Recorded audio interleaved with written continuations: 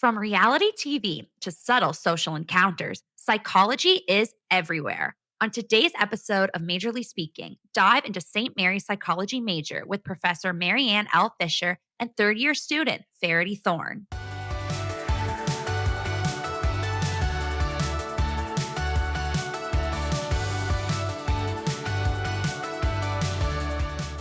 So I am Dr. Maryanne Fisher, and I'm a full professor in the Department of Psychology here at St. Mary's.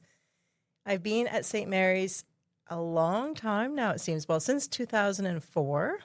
And my primary areas of research expertise are evolutionary psychology, which is the application of, you could say broadly put, biological principles to the study of human behavior. And I work in gender, so trying to push things within evolutionary psychology a little bit outward. And a lot of stuff on women and competition for mates. I don't know. And then I study romance fiction because that's just fun and also very interesting. And lately I've been looking at food and social relationships, mostly because we all have to eat and I have to feed my children. So maybe think about psychology differently. But what about you? What's your name? My name is Ferity Thorne, and I am a third-year psychology student here at St. Mary's. And I've been working in Dr. Fisher's lab since first year, and it's been really fun. It's been really cool. So, yeah. It's been great. Now, one thing about Ferity that I think makes you a really unusual student was you took my first year evolutionary psychology course. I did. And I don't know, let's say we had 100 students roughly in that class, and you did well in the exams and everything. You did very well. But the one thing that really struck me was you asked questions in class. And you had the opportunity, I think, to ask those questions. And I think that's one thing that sets our program really apart, is that you have the interaction as a first-year student with your professors. 100%. All of my family members went to SMU. Like my aunt went to SMU, my grandmother, my grandfather, everybody I know went here. And most of us studied psychology. So very much a legacy type thing. But that was their experience as well. Just I felt very engaged, especially by your class as well. And I'm someone who needs that class discussion to care about the material and to relate and connect to the material. I can't just read a textbook or listen to a lecture online or something. I just find that so disengaging. So, and also especially after COVID and having my high school experience be significantly altered by that, it was so meaningful to me to come to university and have this very intellectually stimulating experience where I was listened to by my professors. So yeah, I agree with you. Yeah, it was wonderful. And I didn't know you had a heritage like that. That's interesting. I might have actually taught your parents even. Who knows? No, well, you didn't teach my stepmother, but she was here studying while you were a professor. Wow. I don't feel old or anything right now. She's 10 years younger than my dad, if that makes you feel any better. Okay, I feel a little better. All right, that's good. Yeah. So one of the things that Ferity, that came out of that course, and you mentioned it a minute ago, is that you ended up working in my lab. And, my heritage, you could say, academically was, I went to a school in Toronto. It was a big school, huge school. York, was that? York, yeah. And we had thousands of undergrad students. There's no way I ever would have gotten to know my professors that well. But I handpicked you to come and work in my lab because of the questions you were asking. They were not easy questions for me to answer. And I felt we developed a bit of a rapport. And so I brought you into the lab to work as a volunteer with one of my thesis students, Molly, who was graduating. And, it was a similar story for Molly in which I handpicked her in a way because when she approached me, I remembered what a great student she really was. But the reason I mention that is you're now a published scholar because of that volunteer experience, you and Molly. Mm-hmm. And you have presented your volunteer research at 2 conferences? One conference? So far, that's right. So far. One. That's right, because you were traveling. I was in Finland. Oh, my. Okay, so tell us about Finland. We've got to hear about this. So Finland was the most wonderful and magical 5 months of my life. Side note, I met Inez, who probably will watch this. If this does come out, she will be watching. She is my best friend in the entire world. She's from Spain, and I met her there. So if anything, if that's all I got out of that experience, it would have still been worth all the thousands of dollars that I spent to go. But yeah, I learned a lot. I got to experience, I mean, Finland is a lot like Canada, but their culture is somewhat different. So I got to live in a completely different part of the world, and I've always wanted to do that. When I was a kid, I thought that all adults read and that all adults traveled, because that's what the people in my family did. Mm-hmm. And that's what I always thought that I should do as an adult, is that I should be well educated and I should be well traveled. And so that was my goal from like as soon as I could think thoughts like that. That's what I wanted to do. And so it was truly a blessing to be able to go. I did learn some valuable things about the psych research that is happening over there. But for the most part, I would say that the most enriching part of my experience had to do with just being in an environment around people who had completely different backgrounds and life experiences to me. And it made me feel very much connected to my identity as a Canadian, as a Nova Scotian, and as a student. Specifically, I've always wanted to be a very worldly person, and that did nothing but reinforce that for me, and also very much helped me in achieving that. And I got to travel a bunch as well while I was there. I went to 5 other countries. Wow. My highlight though was Amsterdam. I want to go back immediately. I will, if there are any exchange programs, I'm looking. Yeah, so I would say in sum, that's probably what I got out of my 5 months away. That's fantastic. Yeah. So, I remember being, we're going back now. So I was a second-year undergraduate at York. I also did my undergrad there and then my PhD. I went back for my PhD. And I remember my statistics professor trying to calm us down. So most of us were doing Bachelor of Arts in that classroom. And statistics was the one course we all dreaded. And I remember he was trying to make us feel that we were capable. It was Dr. James Check. And he drew a dot on the I think it was a blackboard back then, but yes, I know, I'm dating myself, but he drew a dot on the board and he said, this is what astrophysicists know about the state of the universe, which is obviously a lie. But then he said, but this is what psychology has to know. And he drew a huge circle about it. And I remember thinking about that and thinking, first of all, how skewed it was in terms of his understanding of astrophysicists. But also, though, it led me to think about, when you have an area of expertise, it's very narrow, Yeah. And I think it was at that moment that I became cemented in my pursuit of psychology. And hearing you talk about the experiences you've had in Finland and the experiences you've had in my lab here at St. Mary's, and you're only going into third year now, so you've still got a long road ahead of you here at St. Mary's. And when I think about, psychology as a major in particular, I can't imagine studying anything else. Yeah. And if I don't know about you, but I know when I teach my 4th years, I teach an ethology course, which is basically observing people within a systematic framework and using a lot of biological principles. But when I talk to them, I'm like, the reason you get into psychology is because you intuitively like to study people. You like to watch people. You like to figure out, why the heck is that person lying to me? Or why is that person doing these things? Or maybe they are flirting with me. How do I know? And how do we make a friendship? And I really hate that person, but I can't figure out exactly why, or, everything. So the route for me, and I remember this again, being a second-year student, was I couldn't imagine any other path for me, given how, interested and fascinated and confused I was about people. Yeah. So why are you a psych major? I can tell you why I am based on that, but why are you a psych major? I would say for probably an extremely similar reason.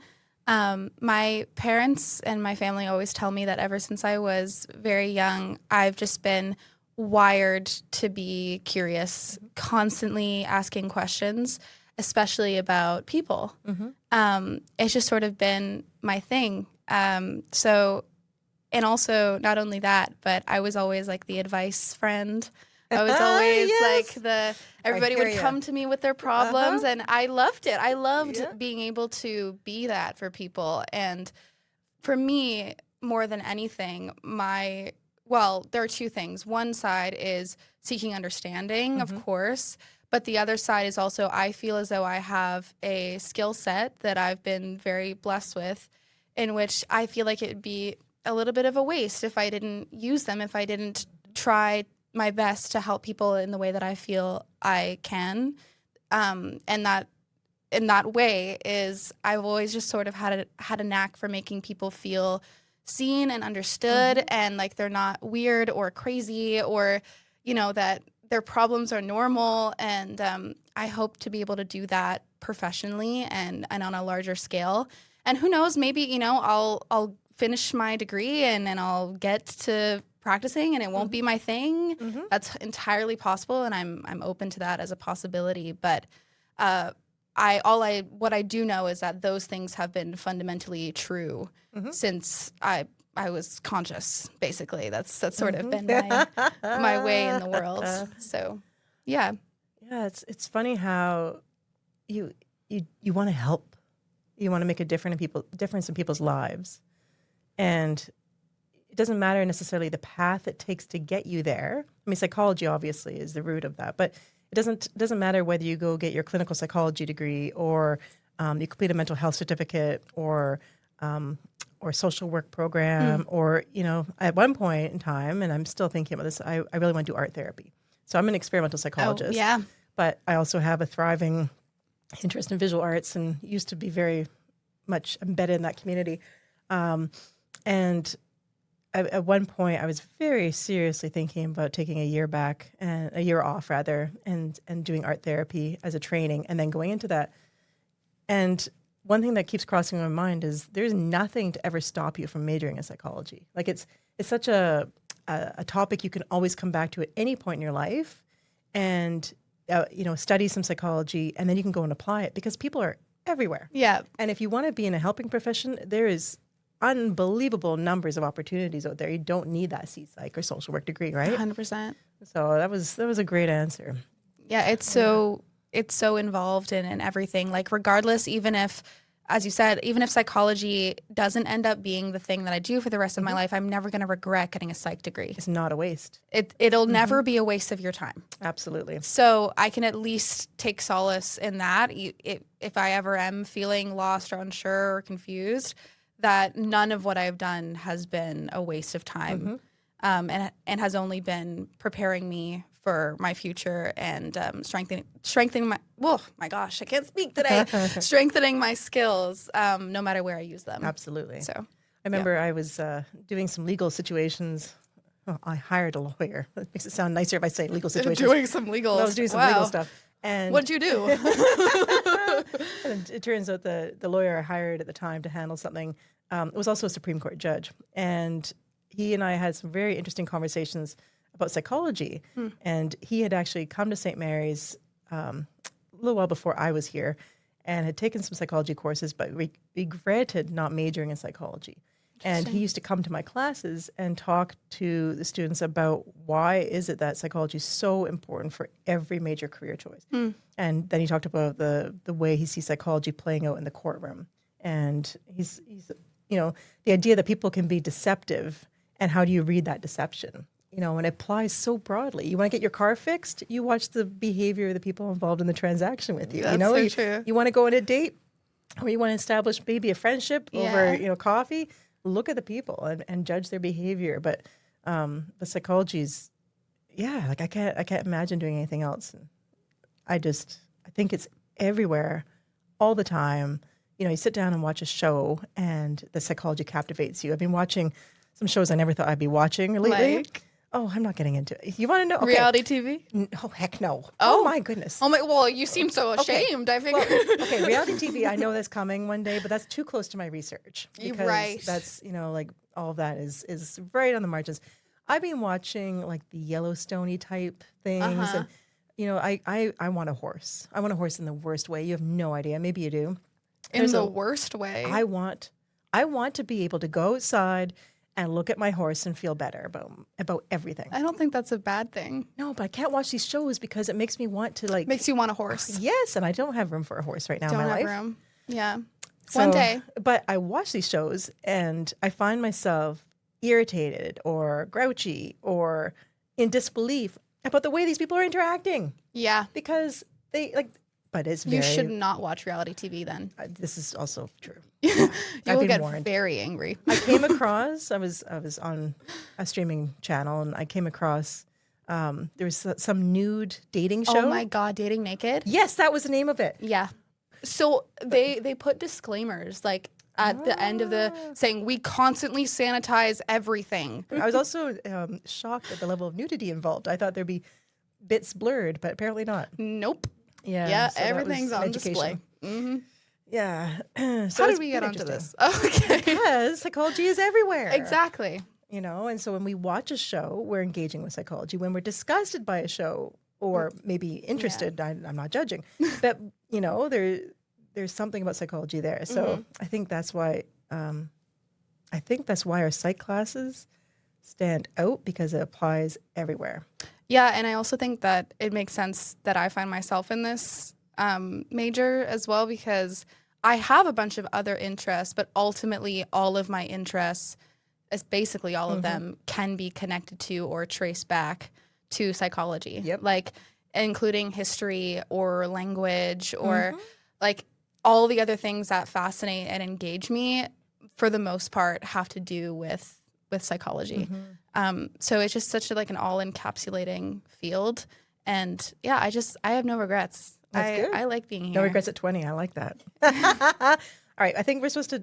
We are. Yes. Yes. Would you like to go first? Okay. I have to like maneuver around this. Okay. Here we go. I'm not doing this very gracefully. I You know what? You're apologize. fantastic. You're fantastic. You've got this. Okay. Oh, why should students choose St. Mary's to study psychology? I fear we've already answered this question, but I can elaborate a little bit. I think that, honestly, I'm not going to try and compare to other institutions because this is the only institution where I have actual experience. What I can speak to is just my own experience and how much I feel that the professors in this department really and seriously care about their students' success. I have never felt like a professor didn't care about my experience in their class or my success in the long term. And I think that the majority of them are just also very nice people. Or horrible. Like, don't let it be no more nice. No. I think they are nice people. Firm boundaries And- not kind. No, but wait, let me elaborate. Not in the sense that they're going to be giving anybody any handouts. That's not what I'm saying. But I just mean in the sense that I think that they all, because they do study psychology, they understand that ultimately their students are human beings, their students are people, and they're not going to be, achieving constantly at 100% all of the time. And I think that if you communicate with them, if you're struggling with something, and if you're honest, that you will find that they will not meet you with judgment or disappointment. That's been my personal experience. I'm also someone who works very hard, so they know that if I do that, it's not that I'm just making up excuses or anything like that, because I am always applying myself as much as I can. So yeah, I would say that I've just had such a great experience here. And I mean, it hasn't been like all smooth sailing for sure, but the professors have definitely made it easier, and the content's just also more engaging as well. So I would say that's my answer. Do you have any input? I have it's a very similar answer, but from the other side of the table. So I joined St. Mary's in 2004, and I'll be honest with you, Ferity, I thought I was going to last 4 years. Really? Now, my colleagues will see this, and they'll know I stayed, okay? But my original thought was I've got 4 years here, and then I'm going to move back to a big research institution, okay? Like one of the big schools where I'd have PhD students and all of that, and with 30,000 full-time students, like big. Like that was my goal. Okay.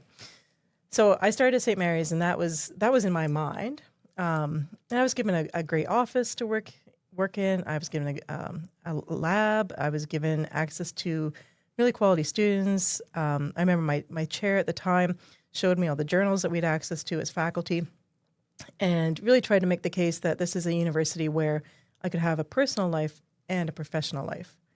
And at the time, I didn't value that. Okay, so I was in my 20s, and I'm aiming to get out of a small school back into a big school.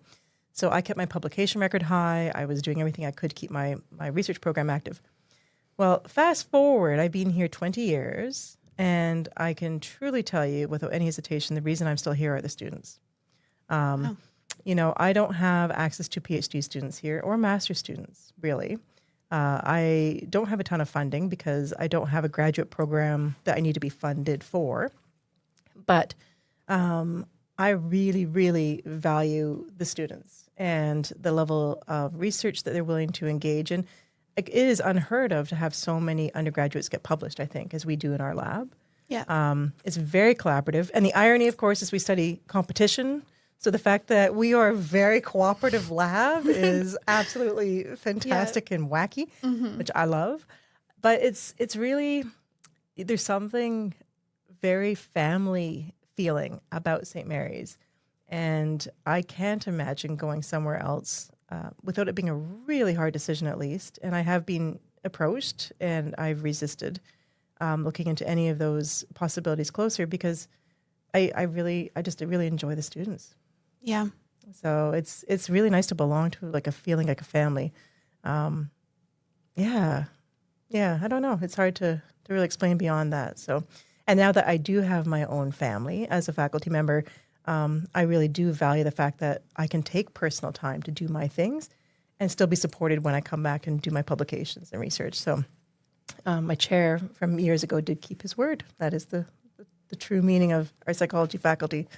So I like that. Great. All right. Am I going to ask you one now? Yes. Okay. I believe so. Here we go. Okay. Oh, hold them. Yeah, This is a nice mug. I really wish it was full of coffee. Late in the day, though. See, we can talk about stimulants and how it affects your behavior. Oh, well. All right. Sure. Oh, we know this answer. How did your recent trip to Finland relate to your studies, and what was that experience like? I'm going to toss that one. We're so good at this. We've already done them. Because we're in psychology. We anticipate. Mm-hmm. Why did you choose to study the psychology major at St. Mary's? I'm going to take a guess. Okay. Family and interested in people. Good enough? There you go. Okay. You got it. We're nailing this. This is awesome. Do we get to keep the cup if we get all these? Okay. Have you had a favorite class so far? Loaded question. I want this mug. Well, I feel as though this is a trap. So I will say, I'm not just saying evolutionary psychology because the person who taught me that course is standing aside from me. I'm not just saying it because of that, but I'm saying it because I think that I took it at the right time in my life. Because it was also the first class that I ever took in university. You were my first. You were 10 a.m. on a Wednesday, I think, Yep, and that was right. the first class. And one of the first things that you said to us was, "Most of you are not going to make it." Most of you want to do clinical psychology. You want to get to grad school, and you're not gonna do that. You can do a bunch of other things with your life, but it's probably not going to happen. It's very competitive. And I think that was both scary and also good for me to hear. And I had just, high school is a completely different thing than university's a different ball game, of course. And I was quite nervous. And hearing that admittedly did not help at first. But It's a tough love approach. Yeah, absolutely. I think it worked.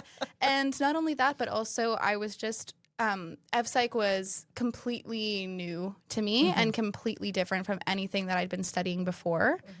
And every single piece of information that I read or that I heard you say in lecture stuck in my head. So studying for it was so easy because I just remembered everything because I was so engaged and fascinated because it was so new. So not only was it the content of the course and the structure of the course, and Maryanne's a great lecturer. It wasn't just that; it was just also it was the perfect time in my life for it to happen. So I would say, yeah, that psych was probably my favorite so far. Wonderful. Yes. Oh, that's so sweet. That's one thing about evolutionary psychology is St. Mary's, as far as I know, is the only university in the world to offer it as a first-year course, definitely within Canada, but I believe the world at this point. And indeed, when I took it as an undergrad, it was a third-year course. And it's a great beginning introduction to psychology because it touches on everything. Everything, yeah. And I think when we realize that these are first-year students, first class they've ever had at university is evolutionary psychology, I feel so honored. And that's a big weight, too, because how this class goes can shape whether or not they stay in psychology or stay at St. Mary's. Yeah. But, I do apologize about the clinician remark, or clinical psychology remark, but its purpose is, it's one of my only chances, especially in those first few weeks, to really impress upon students that they can help people in a variety of ways. Yeah. And even though they may not get into clinical, like, not to give up. Please don't give up. Like, if you want to help people, if your intentions are good, find a route. And absolutely. So, okay, but I'm glad you took it for that. But I'm going to say we nailed that and that I guessed it correctly. So we're just going to toss that one too. Yeah. May I tell them about one of the things that happened in the outside class with you? Yes, you may. Okay. So, so Ferity obviously was a good student. She worked very hard. It was a large class. And I mark my own exams. And if I do have a teaching assistant and they do help to grade things, I go through and I look at things very carefully. You might say neurotically, but I go through very carefully. Mm-hmm. And when I was marking Ferity's evolutionary psychology exam, I noticed... The first exam. First exam, yes. Yeah. There's 3 exams. I noticed that there was a page not answered, and it was the true-false, wasn't it? Uh-huh. Yes. No, I think it was the matching. Okay, but it was like 15 grade. It's 15 marks of an exam worth, I don't know, 55 points or something like that. So it was a significant portion. And not one mark, not one letter, nothing. And she had flipped the page and gone to the next page. And I didn't know who the student was. Yeah. All I know is that they had done very well in the rest of the exam. And so I thought about it and mulled on it for a while. And I decided that if this student who had taken such great care with the rest of the exam had not even attempted a page, it was either because they completely ran out of time, but that was odd because no one had stayed on to the end, or they had accidentally missed the page and meant to come back to it. And so at the beginning of the next class, I said, is there a Ferity Thorne here? Crickets. And I was like, oh boy, I'm really trying to help this person out and they're not even here. They probably dropped the course or something.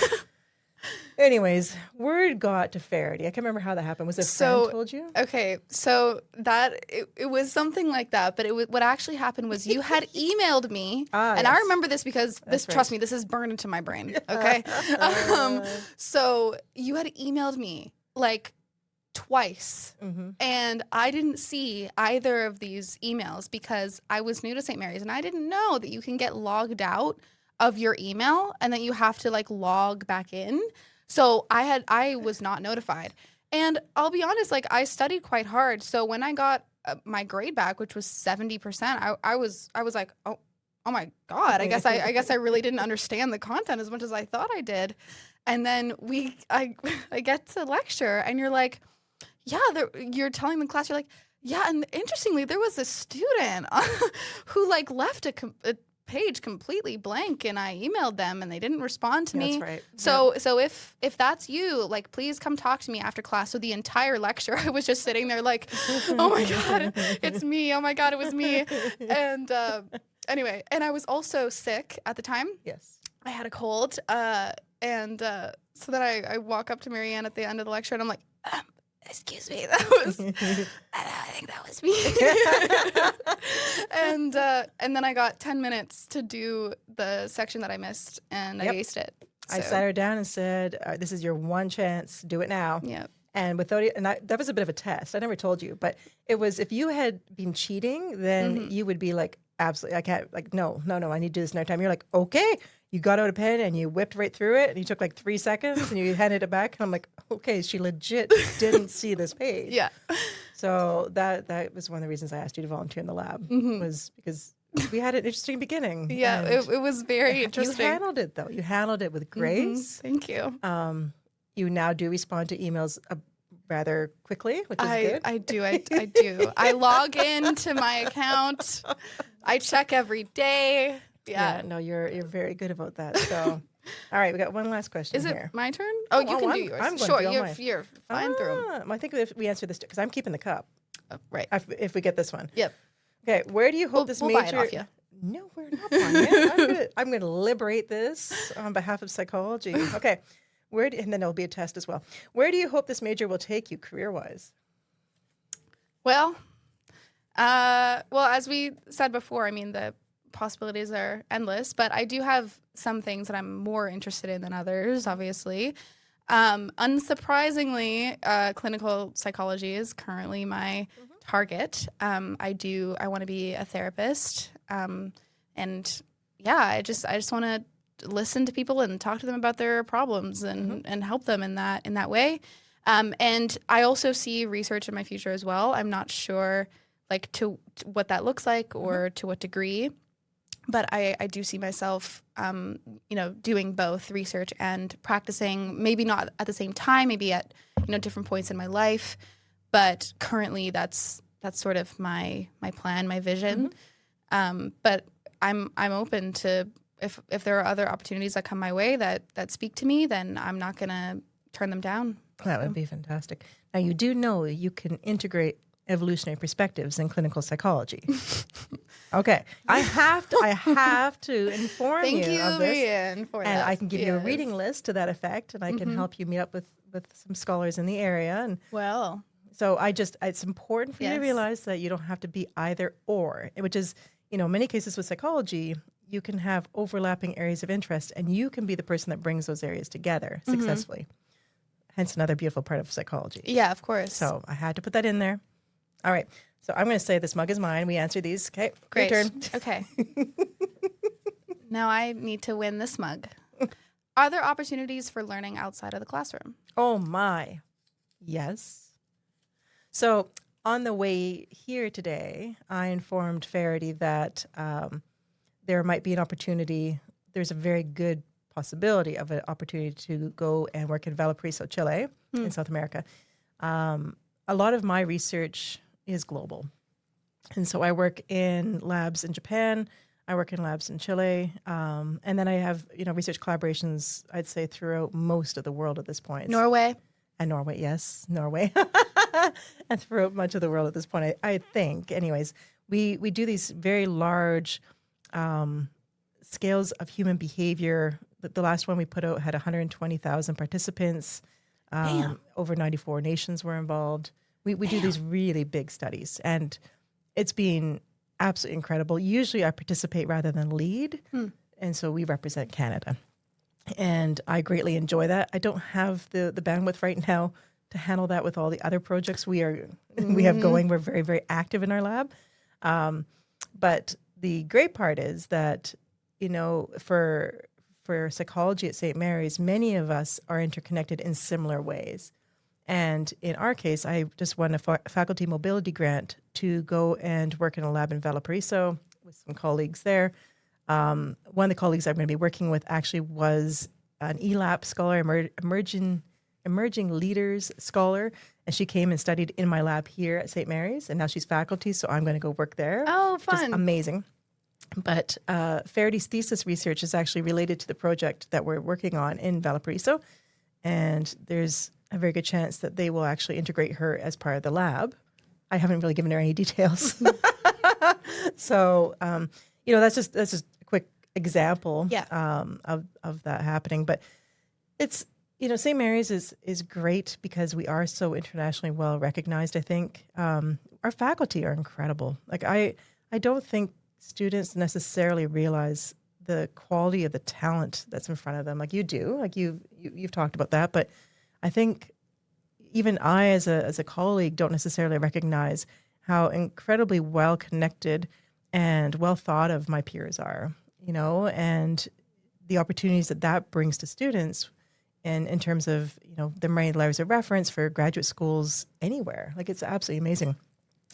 But the other thing is with psychology, as you know, you can go anywhere with it. And you talked about Finland, but you've also been to Colombia. Yes, I have. Do you want to talk about that? I would love to talk about Colombia. Colombia is like the best country in the world. Please go. It's the most biodiverse country in the world also. So the nature is like just stunning. I've never seen such, I didn't know it was possible for colors to be so bright.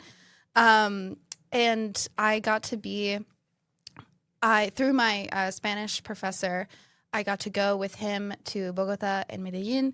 And it was just, oh my God, I learned so much in such a short period of time. I learned a lot about the history of Colombia and the armed conflict and how their communities, what their communities were doing to repair from all the violence and destruction, and what they were doing specifically also to repair the trust and the bonds between people and repair their social networks. It was really wonderful to see that, and so related to psychology and mental health and well-being and the importance of community, especially, that just kept coming up again and again and again. And seeing how resilient these people were was just very much beyond inspirational for me and needed at that time as well. Everything seems to happen at the right time in retrospect. And it just has pushed me, I think, to, if they can do such incredible things with such little resources, then so can I. Mm-hmm. Like, you know, and I have the resources. I have the supports and the opportunities. And I would feel ashamed almost if I didn't take them, if I didn't do something while they were doing work that was just so amazing. And so that was just a very transformational experience for me, and I would love to go back. And they're just so kind, and their food is incredible. I've never been so healthy in my life than when I was there for 2 weeks. I've never felt so refreshed. It was like real food, which was great. So yeah, I would say, like, if there are any students watching, I would say, if it is of interest to you, please go places, see the world. Now is the time. You have the opportunity to do this. I think you will never regret it. I find, well, maybe you might, but I think it's unlikely. Especially if you do that program, which I'm not sure if it's running anymore. I think that might have been the last year that they did it. But yeah, just look, just see. Mm-hmm. I think that while, yes, my degree is about, you know, learning about psychology and preparing myself for grad school, it's also more than that. Mm-hmm. And I'm so grateful that I also had my family pushing me, being like, nope, you have to do this. Like, it's speaking to you. You're thinking about it. It's on your mind. You know that you have to see this through. Mm-hmm. And just follow that, really. True. I know it's like super corny, but I mean it, and I think it's true. Just follow that. And I've really been reaping the benefits. So that's fantastic. Mm-hmm. Okay. Oh, wait, no, we already did this one. Okay, last one. All right, here we go. If you could give one piece of advice as someone starting the psychology major, what would it be? You know, that's a really hard question. I know. One piece of advice. Do you want me to go first? I have one. Oh, yes, please. Okay. So I have very little regrets in terms of the decisions I've made in my very brief academic career so far. But the one thing that I regret not doing is starting volunteering earlier. Mm-hmm. First year was a lot lighter in terms of workload, and so was second year as well. Well, also, I mean, I was away for half of second year, so it doesn't really count. But third year is getting serious. Third year is getting real. So I would suggest, that's like my only regret, is that I didn't get out there. I didn't get out into my community. I wasn't looking actively for ways to get involved. And then, like, I think that that's really valuable to start as soon as possible, because then you could already have experience or maybe already have a connection with an organization by the time that you're in third or fourth year, which is what I'm starting to do now. You're just going to be so far ahead of other people who are only starting now. So that would be sort of my like only regret. And yeah, other than that, I would say take psychology courses, but also, you have to, but take ones that aren't psychology courses, and actually like, as much as you can engage with them and pay attention in them. And because you never know, like you can, as Maryanne said, psychology is very interdisciplinary. Like it's not just one thing. So you can draw from other fields, from other disciplines as well. So yeah, keep yourself open. Just educate yourself not only in psychology, but just as a person in the world and in a more global sense, I guess. So that would be sort of my only thing, is just use the resources that are there and ask questions. Talk to your profs. Okay? They want to ask about their careers. People love to talk about themselves. Who doesn't like talk? People love it. Ask them. Okay? So yeah, that's it. Wow. I'm still thinking. Yeah. That's a lot to digest. Sorry. No, that's all really great advice. So I'm trying to keep it narrow. My one piece of advice for any student, but I think especially psychology students, is don't be afraid of failure. And that's tough. It's a big cliche now. I know it, but my gosh, it is probably the hardest thing to really accept and learn from. And psychology, I think, inherently draws a very big range of students, because people from all sorts of backgrounds with all sorts of interests want to help others, and it's the most, like, I inherently believe that people are kind and people are good. I really do. As an evolutionary psychologist, that means a lot. I know, but I honestly, I truly believe that. And I think that when I see students in the classroom that want to go on to be, let's just say, in a helping profession, they realize it's really competitive. They want to do well, and they get a grade. Well, you have firsthand experience of that. Like, you get a grade that feels absolutely jarring, and you didn't fail. You did actually quite well, right? But if you fail something, it makes you question, I think, so much of your identity if the failure comes as a surprise. Yeah. And if you do really well in high school, for example, and you come to university and you fail, it's like, there's something wrong with me. You don't think there's something wrong with the exam. Maybe you think there's something wrong with the professor. That happens, but it's rare. Yeah, well. It is relatively rare. But I think probably my biggest success stories as an educator have been from students who have not done well on an exam and have come to see me, and I give them feedback as honest as I can. And sometimes it really is, I don't think you're in a position where you're making the concepts clear enough, or I don't think you're in a position in your life where you're able to absorb the content in a way that is going to allow you to get that A+ that you want. Yeah. And that's hard to admit to a student, and I don't want to be defeating, but at the same time, I don't want to give them false hope. And then there are students who come in and for various reasons they failed that first exam, and they have a real honest dialogue with you, and they really want to do better. And you can see that it's more circumstances, like maybe they didn't study the right way, or maybe they were very busy or whatever else. But it's those students who I feel I have the best success with when, on exam 2, they do a lot better. And then exam 3, they've nailed it.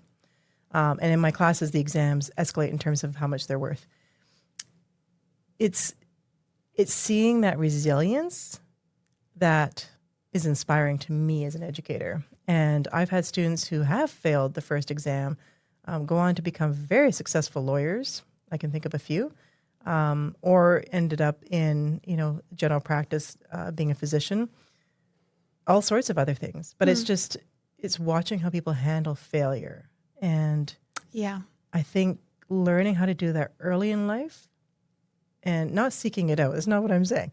But when that failure, if that experience hits, to not let it rip you to shreds and make you walk away from something, instead learning from it and making a really honest self-evaluation of why that failure happened. Yeah. So I think that would probably might be my biggest thing is if you take psychology and you think it's going to be a breeze, super easy, and you fail that first exam and you go, oh my gosh, what do I do now? I have to drop the course. Just pause for a second and think if there are any other options around that.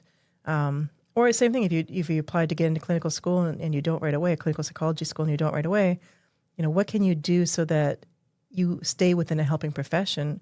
Or maybe you would just have to come back to applying the next year, but grow from that failure. And I'm not saying this looking at you, thinking you're going to fail, but but it's something that we all experience in some way or other at some point in our life in some dimension. Right. Right? Yeah, definitely. Like, don't run away from challenge for sure. Like that's something that I've been actively pursuing. And it doesn't make me anxious, doesn't make me crazy. Yeah. Yeah. Yeah, actually it does. And I'm working on managing that fear and understanding that no matter what happens, I will be fine. And as you said, what matters is how I choose to handle it, how I choose to approach it afterwards. It is scary nonetheless. Does it keep me up at night? Well, hey, maybe. But it is what it is. And I think that's something that we can all work on and improve on and think about. But yeah, talk to your profs. Talk to your profs. Okay. Well, thank you for listening, and thank you for having this conversation with me. I had a really great time. Thank you, Ferity. This was fun. And thank you as well for listening to us today.